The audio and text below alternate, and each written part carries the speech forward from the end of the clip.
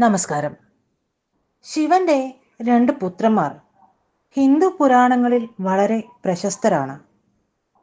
ഒന്ന് മുരുകനാണ്, അതായത് കാർത്തികേയൻ. മറ്റൊരാൾ ഗണേശനാണ്. എന്നാൽ ശിവന് സുന്ദരിയായ ഒരു മകൾ കൂടിയുണ്ടെന്ന് നിങ്ങൾ അറിഞ്ഞാലോ? അതെ, അദ്ദേഹത്തിന് അശോക സുന്ദരി എന്നൊരു മകളുണ്ട്.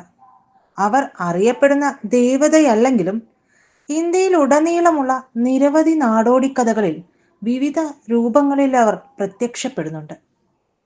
പാർവതി ഒറ്റയ്ക്കായിരുന്നപ്പോൾ ഉണ്ടായ ആഗ്രഹത്തിൽ നിന്നാണ് അശോകസുന്ദരി ജനിക്കുന്നത്.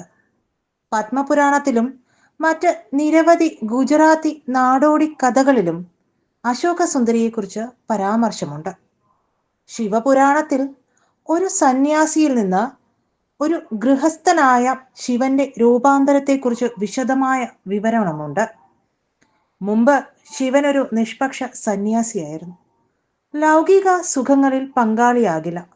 എന്നാൽ ശിവൻ പാർവതി ദേവിയെ വിവാഹം കഴിക്കുന്നതോടെ അദ്ദേഹം ഒരു സമ്പൂർണ്ണ കുടുംബ ജീവിതത്തിന്റെ ഭാഗമായി മാറുകയും ആ ജീവിതത്തിന്റെ ഭാഗമായി 3 കുട്ടികളുടെ പിതാവാകുകയും ചെയ്തു.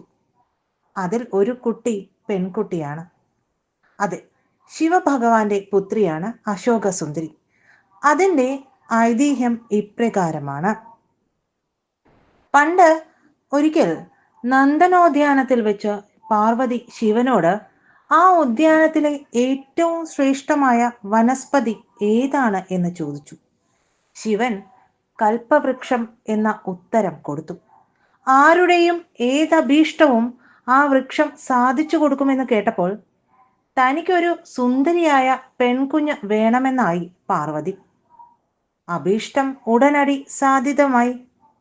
ആ കുഞ്ഞിന് അശോകസുന്ദരി എന്ന് പേരിട്ടു. അശോകസുന്ദരിയെ പാർവതി തന്റെ ഏകാന്തത മാറ്റാൻ സൃഷ്ടിക്കുകയായിരുന്നു. ഏകാന്തത മൂലമുള്ള തന്റെ ശോകമകറ്റാൻ സൃഷ്ടിച്ചതുകൊണ്ടാണ് അശോകസുന്ദരിക്ക് ആ പേർ ലഭിച്ചത്. ഏറെ സുന്ദരിയായിരുന്നു അശോകസുന്ദരി. ഒരിക്കൽ അശോകസുന്ദരി തോഴിമാരോടൊത്ത് നന്ദനോദ്യാനത്തിൽ നടക്കുമ്പോൾ ഒരു അസുരൻ അവളുടെ മുൻപിൽ പ്രത്യക്ഷനായി പ്രേമാഭ്യർത്ഥന നടത്തി. വിപ്രചിത്തിയുടെ പുത്രനായ ഹുണ്ടനായിരുന്നു അത്. അശോകസുന്ദരി ആ ദുഷ്ടന്റെ അഭ്യർത്ഥന നിരസിച്ചു. എന്ന് മാത്രമല്ല, ചന്ദ്രവംശ രാജാവായ ആയുസിന് ഇന്ദുമതിയിൽ പിറക്കുന്ന നഹുഷൻ എന്ന രാജകുമാരനായിരിക്കും തന്നെ പരിണയിക്കുന്നത് എന്നും അറിയിച്ചു. നഹുഷൻ ജനിക്കുക പോലും ചെയ്തിട്ടില്ലെന്നും അയാൾ യുവാവാകുമ്പോൾ നീ വൃദ്ധയാകുമെന്നും ഹുണ്ടൻ പറഞ്ഞു. അമ്മയുടെ അനുഗ്രഹം മൂലം ഞാൻ നിത്യ യുവതിയായിരിക്കും. നഹുഷനെ മാത്രമേ ഞാൻ വരിക്കൂ എന്ന് അശോകസുന്ദരി ഉറപ്പിച്ചു പറഞ്ഞു. ഇക്കാലത്താണ് ഇന്ദുമതി ഒരു കുഞ്ഞിന് ജന്മം നൽകിയത്. അതിനെ വളരാൻ അനുവദിച്ചുകൂടാ എന്ന് നിശ്ചയിച്ച് ഹുണ്ടൻ ഒരു ദാസിയുടെ വേഷത്തിൽ ചെന്ന് ശിശുവിനെ തട്ടിയെടുത്ത ശേഷം അതിൻ്റെ മാംസം വേവിച്ചു തരാൻ ഭാര്യയോട് ആവശ്യപ്പെട്ടു. ഭാര്യ കുഞ്ഞിനെ വസിഷ്ഠ മഹർഷിയുടെ ആശ്രമത്തിലാക്കി ഏതോ മൃഗത്തിന്റെ മാംസം വേവിച്ച് ഹുണ്ടന് നൽകി. കുഞ്ഞ് മരിച്ചെന്നറിഞ്ഞാൽ അശോകസുന്ദരി തന്നെ ഇഷ്ടപ്പെട്ടേക്കുമെന്ന് വ്യാമോഹിച്ച് ഹുണ്ടൻ അവളുടെ അടുത്തു ചെന്ന് കാര്യം പറഞ്ഞു.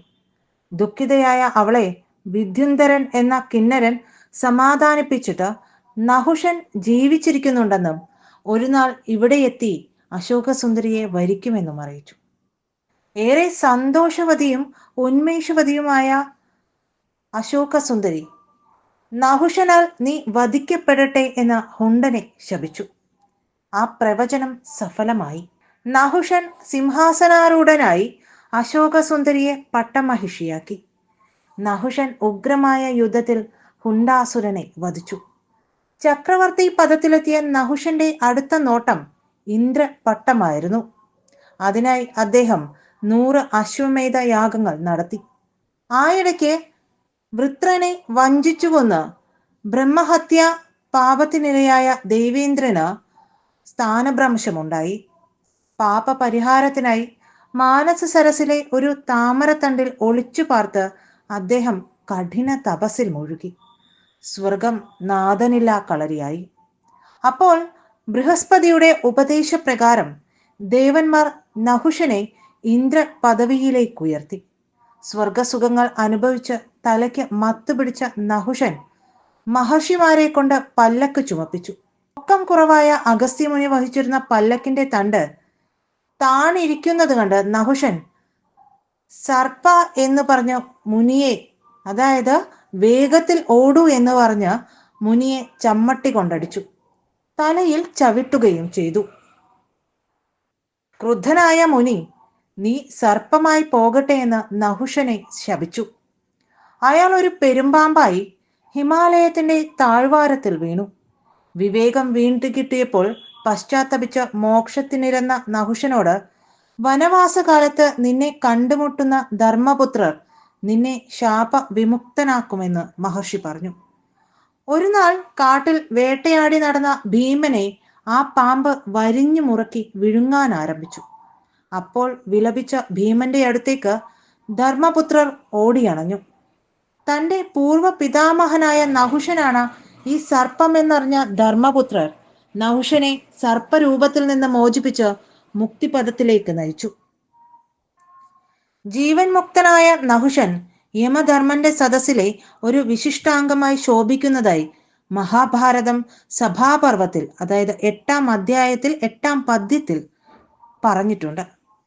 നഹുഷന് യതി, യയാതി, സംയാതി, ആയാതി, അയതി, ധ്രുവൻ എന്ന് 6 പുത്രന്മാർ ഉണ്ടായിരുന്നതായി ആദിപർവം 75-ാം അധ്യായം 30-ാം പദ്യത്തിൽ കാണുന്നുണ്ട്. മുനിമാരെ അപമാനിക്കുക വഴി പെരുമ്പാമ്പായി മാറിയ നഹുഷനെ ധർമ്മപുത്രർ വനവാസകാലത്ത് കാണാനിടവരികയും ശാപമോക്ഷം ലഭിക്കുകയും ചെയ്യുന്നുണ്ട്.